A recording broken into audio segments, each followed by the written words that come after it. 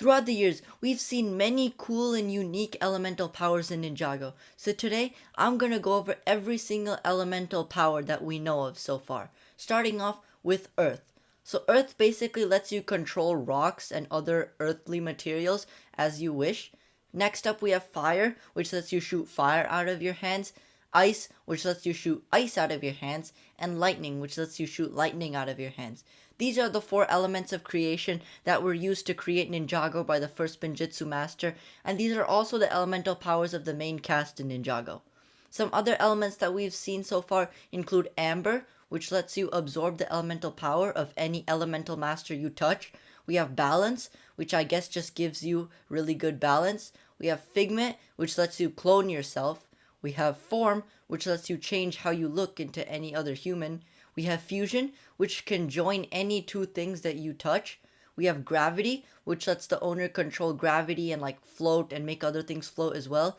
We have Heat, which is basically fire, except instead of burning things, it just melts things. Next up, we have Light, which has only been used to make yourself invisible so far, but it does have some other cool applications that haven't been explored really in Ninjago.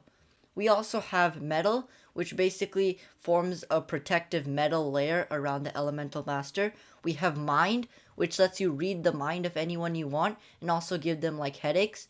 We also have Nature, which lets you like summon plants from wherever you want. We also have Plants, which is basically just nature.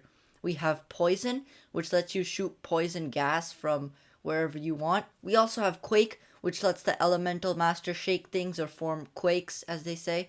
We also have Reflex, which lets the elemental master have super quick reflexes so that they can move super quickly. We also have Shadow, which basically means you can blend into shadow, use shadows to travel around, and you can also shoot shadows, though we haven't seen that much in the show. We have Shockwave, which is used by Zeatrix of Imperium, and is basically just used to create these purple shockwaves. We also have Size, which basically just makes you bigger or smaller. We have Smoke, which lets you teleport around using smoke and also shoot smoke at your opponent. We have Sound, which has been used to shoot like sound waves at the opponents and also to be aware of your surroundings by using sound, kind of like echolocation.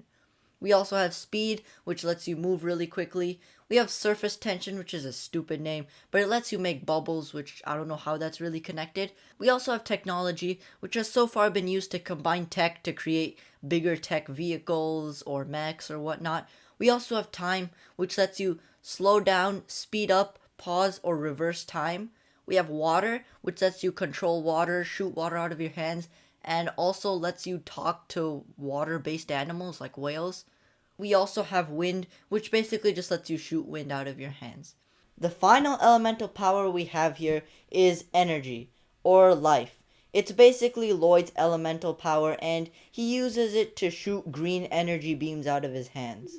So, that's it for this video. Hope you enjoyed this explanation about all of the elemental powers in Ninjago. Sorry, a lot of these come from the new Dragons Rising Season 2 Part 2, which hasn't been released officially, so I don't have footage for those elemental powers. But yeah, a lot of these are pretty simple, but they are fun to watch on screen. So that's gonna do it for this video. Make sure to subscribe, and I'll see you in the next one.